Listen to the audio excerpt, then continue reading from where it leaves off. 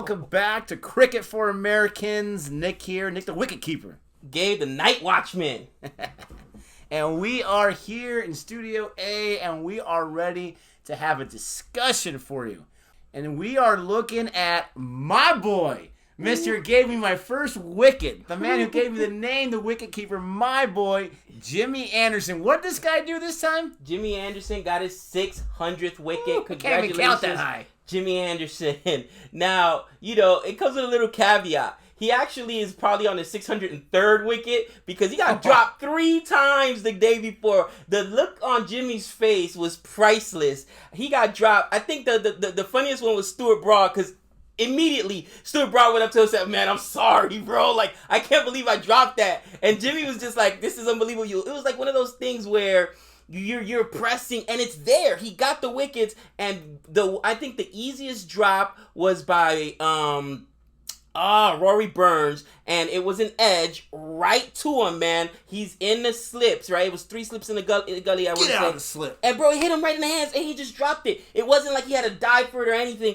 Like, I couldn't believe it. I felt so bad, bro. But I'm telling you, congratulations, Jimmy. Really on 603, but officially 600. How much do you think has been gone in his career, though? Like, how many do you think nearbys? I mean, I'm telling you, man, if I am Joe Root and Rory Burns drops it in the slip, I say, get the third man right now. You are out of here. Where's Crawley? Oh, wait, he dropped it too. He dropped one too. Can we get someone here who doesn't have the butterfingers? But 600 wickets in test. I mean, like I joked around, I can't even count that high. I can't fathom 6. I mean, that's a grind in the career. We looked at that, obviously. We also looked at his first test wicket, just to kind of compare 1 to 600. And in his first test, the guy went for a fifer. In his first one, like he's been doing his entire life. Right. You mentioned about the hair. He had kind of like a mini mullet. He had the frosted tips. Blowout with the frosted tip. It definitely looked like a late 80s Miami Vice cut. You know what I'm saying? Oh, that reminded me of the 90s. Oh, Don't you remember those? Yeah, like 90s. Everybody was trying to beat Eminem. Oh, it was brutal, man. But it was funny because you also saw the evolution of a Jimmy Anderson, right? His very first test wicket, if you haven't seen it, it's on YouTube. We're going to link it below so that you guys can watch it. Man, he took a stumping, all right? Destroyed the stumps. That's why people say, he evolved from being a fast pacer to a medium pacer. Now he's more crafty, and he, on his last, or his 600th wicket, I should say, he got the edge, right? And of course, Mr. Surehands, Hands of steel. Joe Root, the man I've always loved. Nick and Joe Root have a love-hate relationship, all right? But yeah, it had to be Joe Root because obviously, I think people were just so nervous. It was Jimmy Anderson's 600 wicket that they were like, "Oh gosh, please." You know that not me mentality in baseball where like, "Please don't hit it at me. Please don't hit it at me," because you don't want to drop it. Like and no-hitter? Yeah, exactly. And it was that kind of pressure. But Joe Root caught it, no problem. It was nothing. I haven't noticed this before with Joe Root, so let me know in the comment section, especially seasoned Joe Root. Number 600, he's more excited. He threw that like a mile in the air.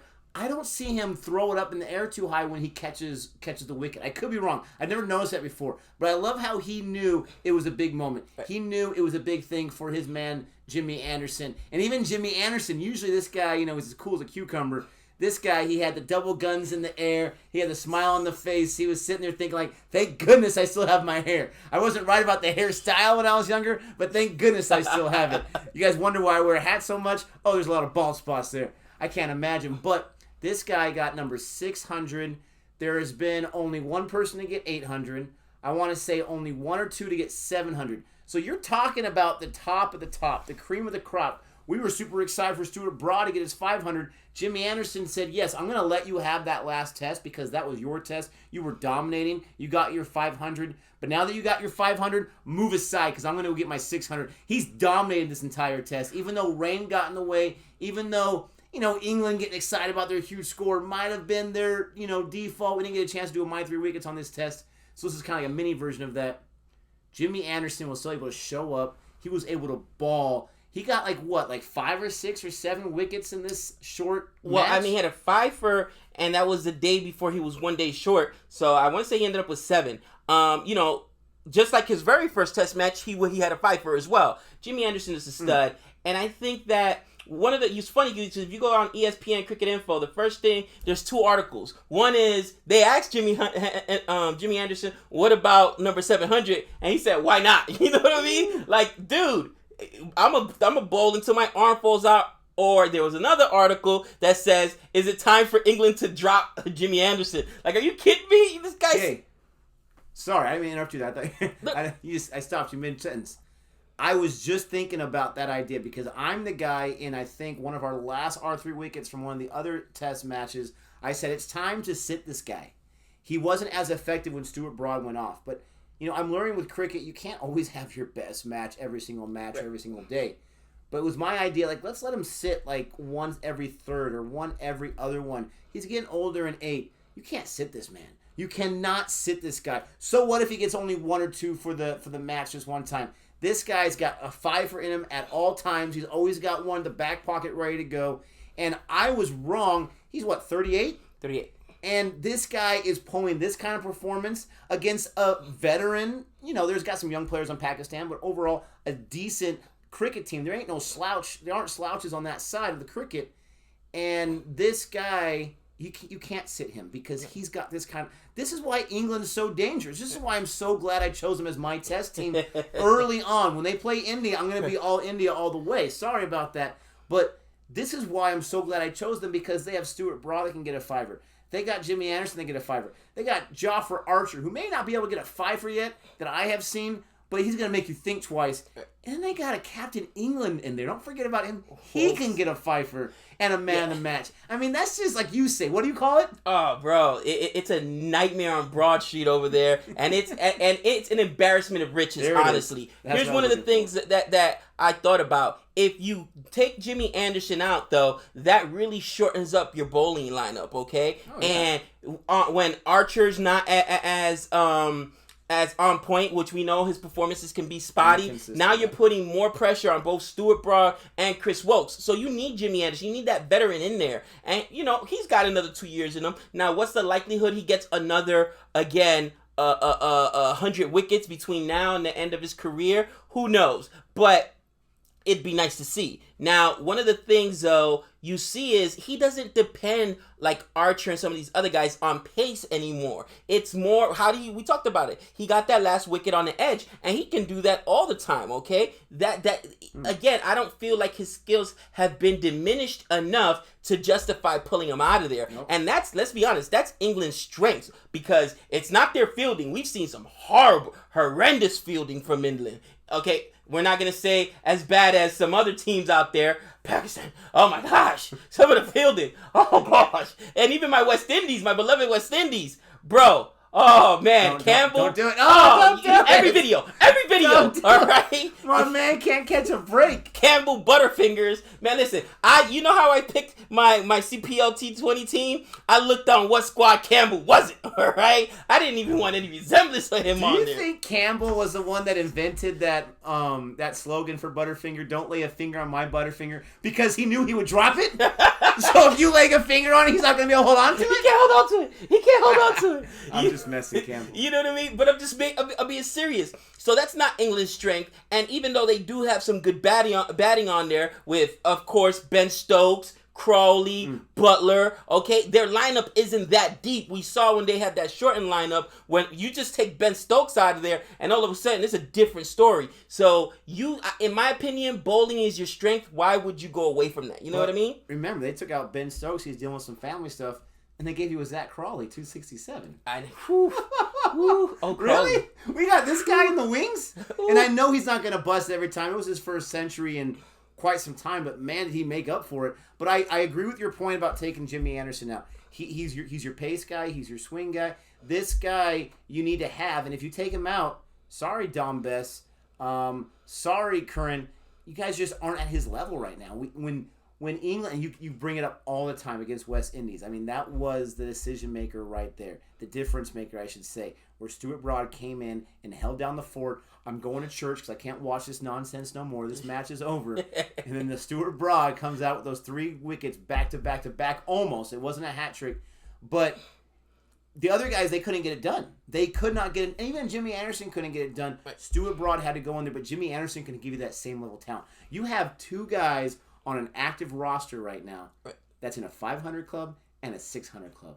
Impressive. I mean, think about the history. Let us know if anyone is a stat guy out there in cricket. When was the last time that two guys hit a milestone test wicket number within weeks of each other on the same squad? Are you kidding me? You know, anything you can do, I can do better. Here's my 600. Here's the crazy thing. England is still undefeated at home this year. I mean, they lost a test match, but they didn't lose the series because of their bowling. And like you said, I remember it because it was a nightmare on Broad Street. 3 wickets in 14 balls, bro. 3 wickets in 14 balls. Are you kidding me? I didn't even sit down in church yet and he got 3 wickets. You know what I mean?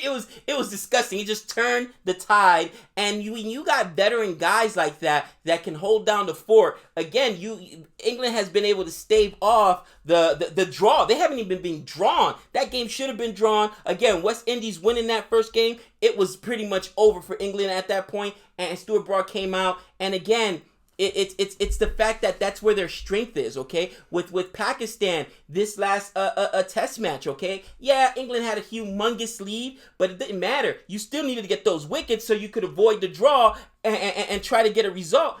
Excuse me. And Jimmy Anderson didn't do it just one day. He did it twice. Again, 3 drops. And I felt bad for the guy. I'm rooting for Pakistan, and I'm like, holy cow, how'd you drop that? And it was just one of those things where you're watching the game and you know you're watching history, and I'm watching it, and of course, the day that I can't watch, that's when he gets it, but it is what it is. We had to work. But man, I tell you what, I'm loving Test. Still my favorite format, even though we've gotten into T20. Watching the CPL, it's just so fun over the 5 days. It's like the MLB playoffs or the NBA playoffs, right? It's a series, best of 5 or best of 7 in MLB and in NBA I'm talking about, where, okay, you might beat me once. You could beat me one game, but can you beat me for an entire test series, all right? This is where men are made. This is where series are made. And you see, as dominant as my West Indies looked in that very first test match, you got fifers from both Holder and from Gabriel. You had a great performance from Ross and Chase as well. They look way better than England. And then those next 2 test matches, even though the second test match was close, almost got drawn out, you had that Stuart Broad performance. And after that, I don't think that England has even been in danger of losing the test. That's how dominant this bowling has been. You know what I mean, dude? And again, for me, I'm enjoying watching that. And yeah, in T20 it's fun. It's a one-day thing. ODI as well, one day. But with limited overs, it's like you don't really get the full, the full experience. You know what I mean? You can't really say, oh, my team is better than your team. You could beat me, even the sun shines on a dog's rear end once in a while. But can you do it every day? Can you beat me in a series is what I'm trying to say. Well, and the thing about Test, first of all, not everyone has the kind of time you have to dedicate to be able to watch even one match, 40 hours, and then a whole series, 120 hours. But to your point, I like Test the best so far as well. To your point, not only do you have to beat me in a long 5-day match and a long 3-match series, but you got to do it twice every single match. You got 2 innings. So, okay, so what? You got 400 the first inning. We're going to shut you down for under 200 the second inning, and we can put 300s together, then we're right back into it. You've got to be at your best at all times. I was clowning Joe Root for getting under the Joe Root line. I coined that phrase. The Root line. But he, that was just a few bad innings, and then he's able to show what he has been able to do. He still hasn't been able to take over a match with his bat, but I can see it in him. But with Test, it is that marathon. And I could see, especially not nowadays, the attention spans that we have as human beings to be able to dedicate that much time. But when you can dedicate that much time, you're invested. It's just like if you were to watch one episode of a show that you keep telling me about, and I watch okay, that was all right. No, you got to watch the entire season. You got to watch season after season to appreciate this moment and that moment. And I feel like Test is like a series, and ODI is like a movie, and T20 is, I don't want to say because I don't want to sound disrespectful, but it's like a cartoon or something like that, And I don't want to say cartoon, maybe just one episode. It's a lot of fun and it's quick, but you have different variations. But Jimmy Anderson, hats off to you, my friend. I mean, big ups, 600 wickets, big time. Let us know what you guys think about it. Let us know, I think there's only a few guys ahead of him. Let us know whatever you want. You guys are the experts in this sport. We're just learning about it. But until next time. That's 6 runs. Not this time.